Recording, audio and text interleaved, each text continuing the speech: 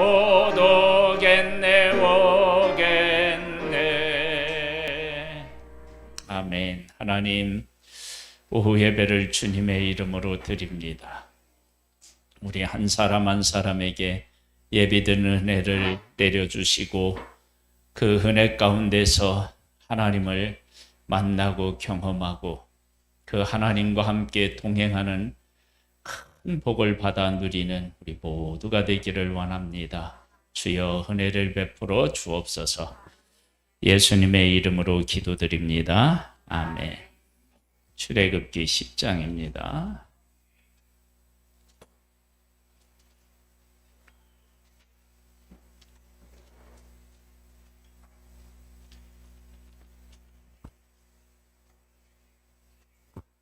(1절) (2절입니다)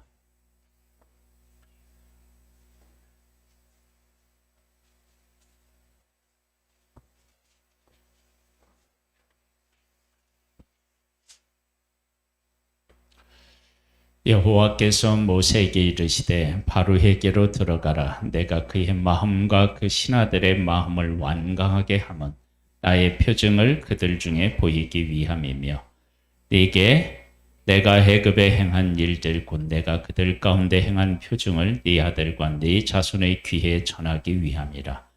너희는 내가 여호와인 줄 알리라. 아멘. 표징을 전한다.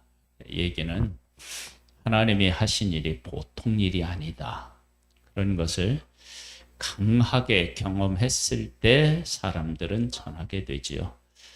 하나님께서 10가지 재앙을 애굽에 내리셨는데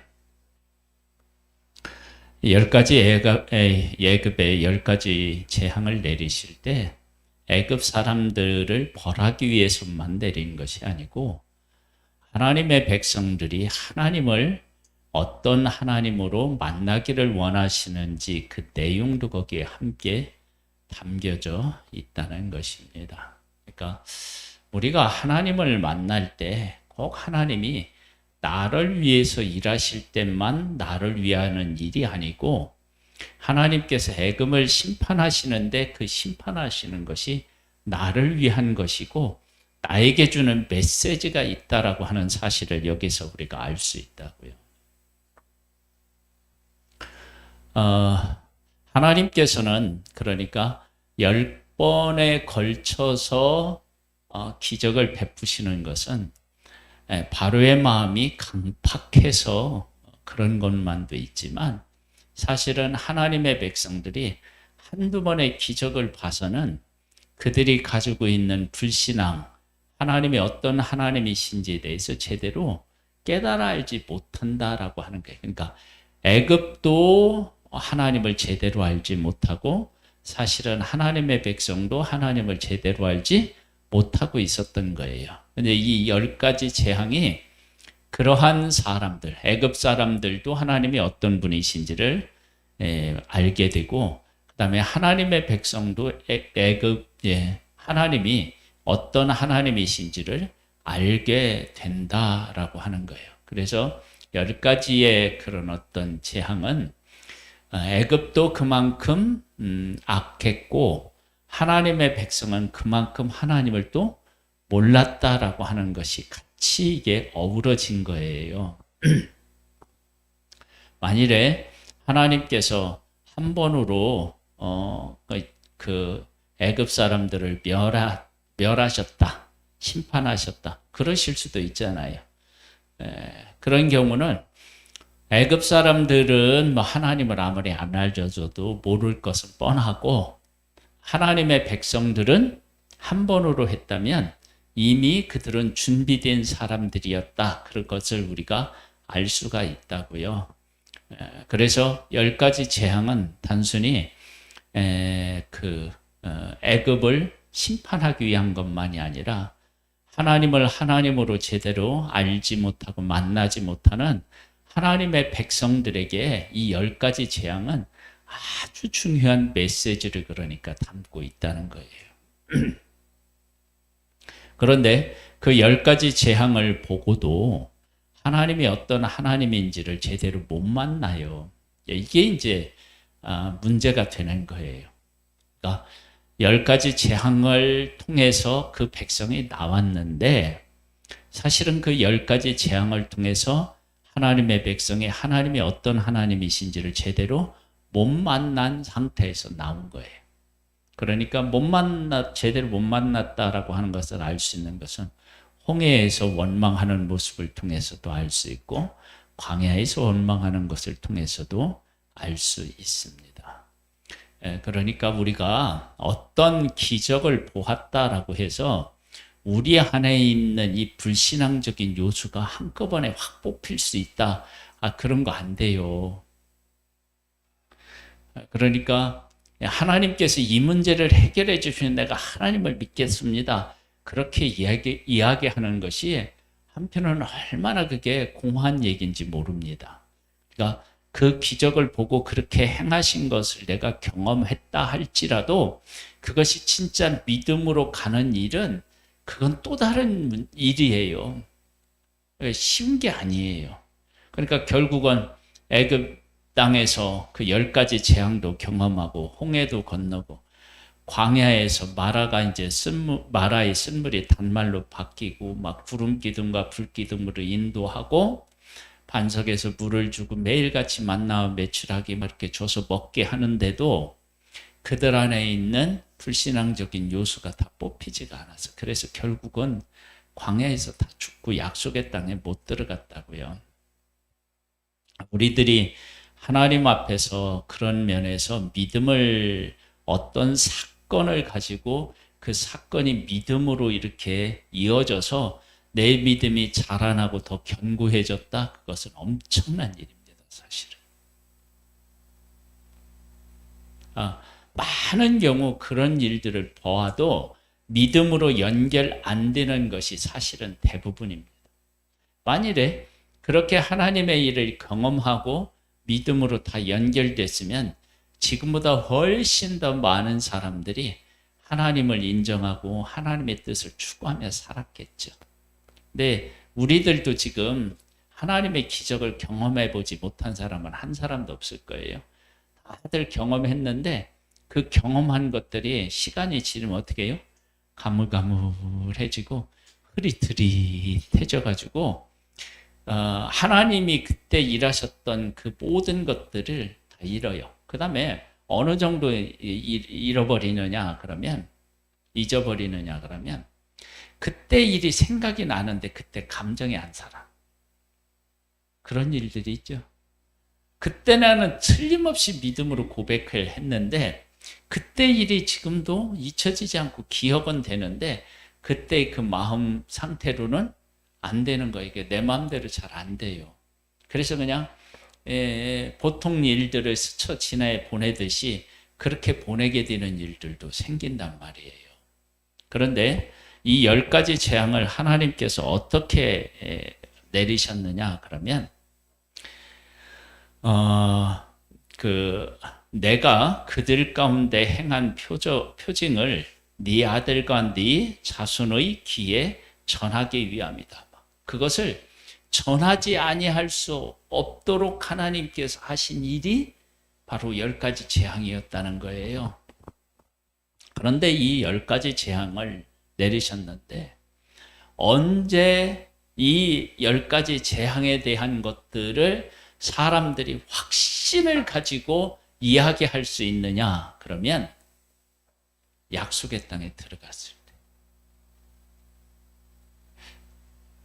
이건 아주 중요한 의미를 닮아요. 왜 그러냐 그러면 약속의 땅에 들어가지 못한 상태에서는 하나님의 구원이 아직 물론 약속의 땅에 들어가도 완전한 구원이라고 얘기할 수는 없지만 약속의 땅에 들어가야 하나님께서 애굽에서 이끌어내시고 광야를 통과케 하셔서 이 땅을 선물로 주기 위함이다라고 하는 결론이 내려지는데 약속의 땅 들어가기 전에는 결론이 안 서는 거예요. 왜 안 서느냐? 애굽에 있었을 때는 애굽 사람들이 계속 괴롭히니까 하나님의 기적이 정말 최후의 승리를 얻은 상태가 아니니까 그래서 하나님을 인정하는 게 어렵고 거기서 나왔는데 나왔는데 이번에는 어디로 가냐면 광야로 가니까 이 광야는 하나님이 구원해 내셔서 약속의 땅으로 이끄는 과정이기 때문에 이곳은 그렇게 감사하고 막 행복하고 이럴 만한 여건이 또 아닌 거예요. 그런데 이들이 약속의 땅에 들어가서 그곳에 있는 사람들을 다 전쟁을 통해서 점령하고 그 땅을 분배받았을 때에 10가지 재앙에 대한 해석이 그때 비로소 하나님의 백성들에게 바르게 이렇게 완성되어 간다, 그렇게 볼 수 있는 거예요.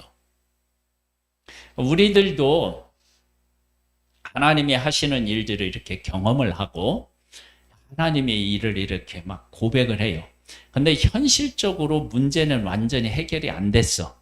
그러면 그 문제를 완전히 해결했을 때 내가 하나님에 대해서 느끼고 기쁘고 감사하는 것하고 중간에 하는 것하고는 사실 차이가 있어요. 왜? 중간에는 아직 안 됐기 때문에 내가 원치 않는 어떤 환경이나 어떤 여건이나 일들을 내가 지금 계속적으로 어떻게 해요? 만나고 있는 상태이기 때문에 그렇습니다. 그래서 아마 이 내용들을 전하기 위함이라는 내용들은 이스라엘 백성들이 약속의 땅에 들어갔을 때 더 확실하게 그것을 전할 수 있을 거예요. 그래서 하나님을 하나님으로 제대로 만나서 그 하나님을 내가 정말로 고백하려면 약속의 땅까지 가야 좋아요. 물론 그 전에도 하나님을 우리가 하나님으로 고백할 수 있어요.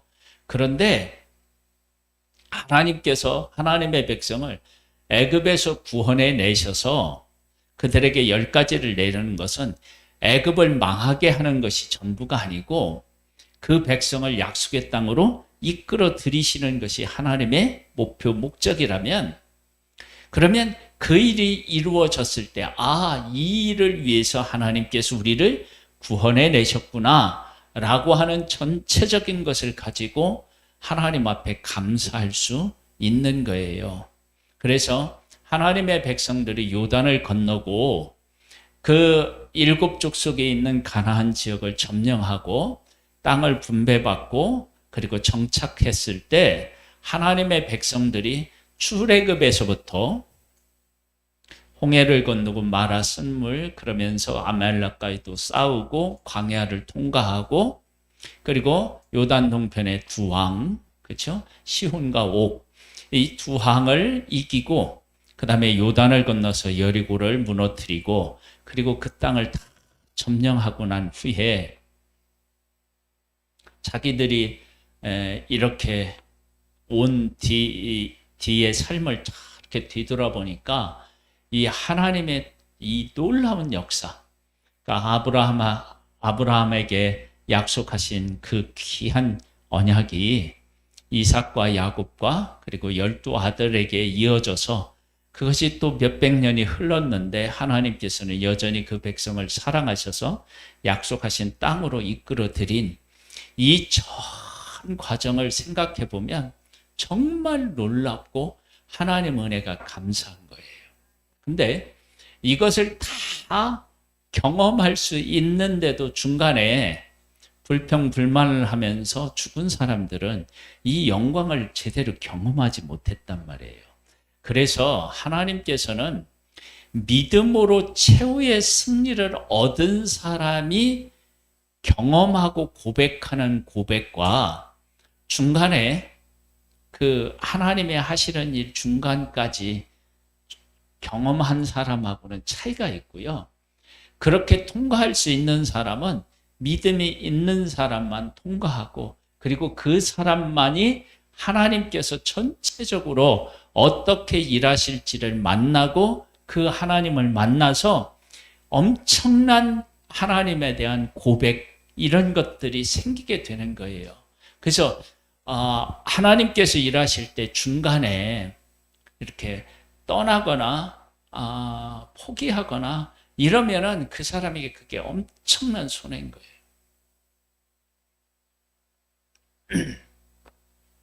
하나님께서는 이미 애굽에서 10가지 재앙을 내리면서 이 재앙이면 하나님이 못하실 일이 없는 하나님이신 것이 다 드러나요. 보이는 것, 보이지 않는 것, 네? 작은 것, 큰 것, 하늘의 것, 땅의 것, 뭐 이런 게 막 다 섞여져 있어요.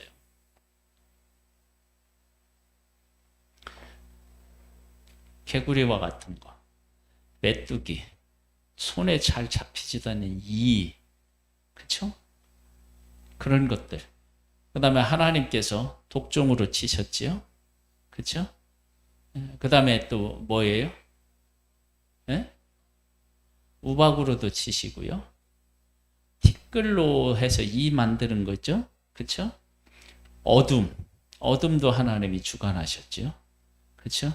물에 피로 변하는 것 이런 거 있죠. 이 모든 것들이 다 우리에게 있는 중요한 것들을 다 동원해서 치셨다고요. 그러면 하나님께서 동원하지 못할 게 없고 하나님께서 하시고자 하면은 어떤 것도 무기가 되는 거예요.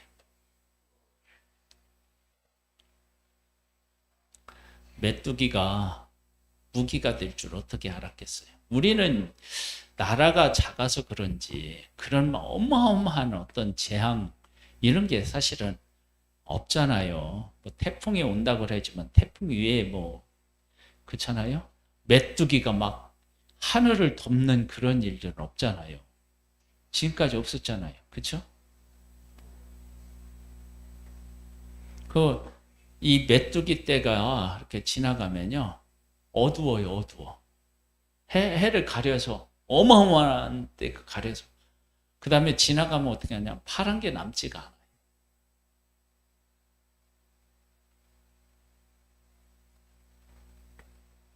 그 다음에 막 개구리가 막 온 집안으로 다 들어와. 어떻게 들어갔나 몰라. 그릇에 뚜껑을 열면 개구리가 뛰어나와. 그런데 하나님께서 그 재앙을 끝내실 때는 어떻게 해요? 개들이 다 나와. 말을 잘 들어.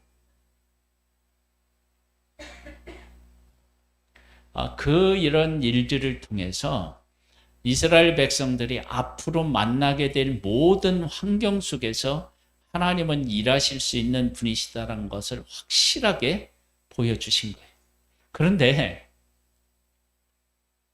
그 애굽에서 그렇게 역사하시는 하나님을 제대로 못 만나면 우리가 당하는 환난 여러 가지 어려운 일들 앞에서 하나님을 원망하게 돼요. 그러니까 하나님께서 우리들에게 믿음을 갖게 하는 어떤 기회를 제공했는데 그 기회 속에서 믿음을 바르게 세우지 못하면 그 다음 환경에서 반드시 문제가 생겨요. 그래서 내가 어떤 환경에 대해서 불평불만하고 좌절하고 실망한다, 그 얘기는 앞에서 하나님께서 일하셔서 하나님이 하나님을 보여주셨는데 그 보여주실 때 하나님을 내가 제대로 못 만난 거예요. 그러니까 내가 믿음이 제대로 없었던 거예요. 그건 부인할 수가 없어요. 그러니까 지금 내가 실망과 좌절 속에 있다는 얘기는 이전에 하나님이 내 삶에 오셔서 하나님이 일하실 때 일하시는 하나님을 보고 제대로 하나님을 하나님으로 고백하지 못했다는 증거가 지금 눈앞에 있는 문제를 놓고 씨름하다가 좌절하고 실망하고 그러는 거예요. 불평하는 거예요. 만약 여기서 바르게 됐다 그러면 이 환경에서 하나님을 바라보면서 여호수아 갈렙 같은 사람이겠죠. 그렇게 바라보면서 불평물만 하지 않고 하나님과 함께 이기며 나아가는 거예요. 그러니까 내가 믿음이 막 대단한 것처럼 이렇게 혹시 생각되어도 내가 지금 앞에 있는 이 문제를 믿음으로 바라보지 못하고 그 문제를 믿음으로 해결해내지 못하면 나는 이미 하나님께서 하신 일을 보고도 하나님을 제대로 깨닫지 못하고 믿지 못한 거라는 거예요. 그건 속일 수가 없어요. 내가 하나님을 지금까지 내 삶에 오셔서 제대로 되신 하나님을 만나잖아요. 그럼 여기 나오는 것처럼 뭐라를 하느냐면 네 아들과 네 자손의 귀에 전하리라. 전하는 일이 생긴다고요. 제대로 만나면. 근데 제대로 못 만나면 어떻게 되냐면 원망과 불평을 하는 거예요. 그러니까 이스라엘 백성들은 이렇게 전하게 하기 위해서 하나님께서 이런 기적을 베푸셨는데도 그 기적에서 그러한 믿음을 만들어 나가지 못한 거예요. 그래서 하나님께서 하시는 일을 제대로 본 사람은 지금 그가 어떻게 지금의 이 눈앞에 있는 바로 내 앞에 있는 문제를 어떻게 보고 반응하느냐를 보면 아는 거예요. 얼만큼 하나님을 깨달아 알았는지가 그것으로 말을 하는 거예요. 그건 속일 수가 없어요. 100% 진실이에요. 그래서 지금 우리가 하나님을 이렇게 고백하고 있지만 어떤 문제를 만나서 그 문제 앞에서 내가 좌절하면 나는 지금 하나님을 제대로 만난 것처럼 보일지라도 제대로 못 만났다는 것을 이야기하는 거예요. 그래서 지금 하나님을 만나야 된다. 10가지 재앙이 그래서 10가지가 되는 거예요. 한 번, 두 번으로 이스라엘 백성이 경험하면, 두 번 경험하면 하나님이 뭐 어쩌다 그럴 수도 있겠지, 뭐 이렇게 얘기할 수도 있어요. 근데 10번이란 말이에요. 제가 얘기를 했죠. 10번이 10번이 아니고 몇 번이라고요? 20번이라고. 왜 20번이냐? 있게 하고 없어지게 하고 있게 하고 없어지게 하는 일이 같이 생겨요. 그래서 우리가 언제 이것을 거두기를 원하느냐? 모세하고 아론이 가서 얘기하잖아요. 이거 언제 하기를 원하느냐? 그렇게 하잖아요. 그럼 내일이다. 그러면 내일 그렇게 되는 거예요. 그러니까 어느 시점에 그렇게 된 것도 기적이지만 그 시점에 대해서 하나님이 약속하신 시점에 대해서 그것이 멈춘 것도 기적이잖아요. 그러니까 이스라엘 백성들에게 있어서 10가지 재앙은 사실은 20가지를 경험했다고 할 수도 있는 거야. 왜냐? 시작과 끝에 대한 것을 하나님께서 능력이 아니면 안 되는 것이니까 하나님이 그걸 보여주셨다고. 그래서 이 10가지 재앙을 제대로 보고 제대로 깨달아 안 사람들은 반드시 뭐 한다고요? 이 일을 자손과 그 후손에게 반드시 전하게 되었다는 거야. 그만큼 그들에게 이것은 충격적인 일이었고 엄청난 일이었다는 거예요. 그런데 그 일을 경험하고도 중간에 어떻게 해요? 원망 불평하다 그냥 죽는 사람이 있었어. 그러니까 10가지 재앙을 하나님이 하실 때 애굽 사람이 변하지 않은 것과 똑같이 누구도 변하지 않은 거예요. 하나님의 백성도 변하지 않은 거예요. 그들이 애굽에서 나왔지만 안 변한 거예요. 그러니까 우리들이 이런 사실을 잘 인지하고 하나님 앞에서 기도하면서 하나님이 하시는 일이 내 믿음하고 연결이 되어서 그 믿음 속에 내가 거하고 그 믿음으로 내 앞에 있는 모든 문제들, 앞으로 닥치게 될 문제들까지도 어떻게 해요? 믿음으로 해결해 나아갈 수 있는 사람이 되어야 돼.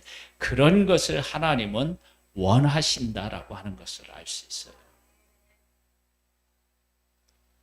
그래서 쉽게 하나님께서 나를 위해 기적을 베풀었다. 하나님이 나를 구원하셨다. 이렇게 표면적인 드러난 육신에게 유익을 주는 것, 그 속에만 매몰되어서 살면 진정한 믿음으로 못 가는 거예요. 하나님이 어떤 하나님이시길래 저렇게 어둠을 주관하실 수 있나?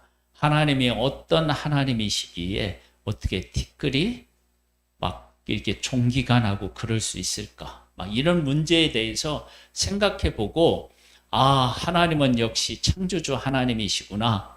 그리고 그분이 우리를 위해서 이렇게 일하시는구나. 이런 부분에 대해서 깊이 묵상을 하고 들어가서 하나님을 하나님으로 인정하고 만나는 그런 일들이 우리 가운데 생겨야 된다. 그래야 다음에 어떤 문제가 생겼을 때 그 문제 때문에 불평하고 불만하지 아니하고 하나님이 하실 일을 기대하면서 그 문제하고 당당히 맞서서 싸울 수 있는 거예요. 그것이 믿음이에요. 그런 믿음들을 다 우리 성도님들이 소유하시고, 그래서 삶을 믿음 안에 세워서 하나님께서 우리를 위해서 계획하신 일들이 우리 가운데 이루어져서 온전한 찬양과 감사를 드리는 복을 누리시기를 주님의 이름으로 축복합니다. 하나님 아버지 감사합니다. 우리를 사랑해 주셔서 감사합니다. 하나님의 일하심을 통해서 하나님이 어떤 분이신지를 깨달아 알고 그 안에서 내가 얼마나 소중한 존재인지도 깨달아 알므로 말미암아 지금 내 앞에 있는 문제뿐만 아니라 앞으로 어떤 문제가 닥치더라도 지금까지 나와 함께 계셔서 일하신 하나님을 바르게 만나고 고백함으로 그 모든 문제들을 해결해 나아가는 믿음의 승리자들이 될 수 있도록 도와주시옵소서. 지금은 우리 주 예수 그리스도의 은혜와 하나님 아버지의 독생자를 보내주신 그 크신 사랑하심과 성령님의 교통하시고 감화하시고 이끄시며 승리케 하시는 은혜가 예배를 드리는 사랑하는 성도들과 그 가정과 산업이 이제로부터 영원토록 함께 있을지어다. 아멘.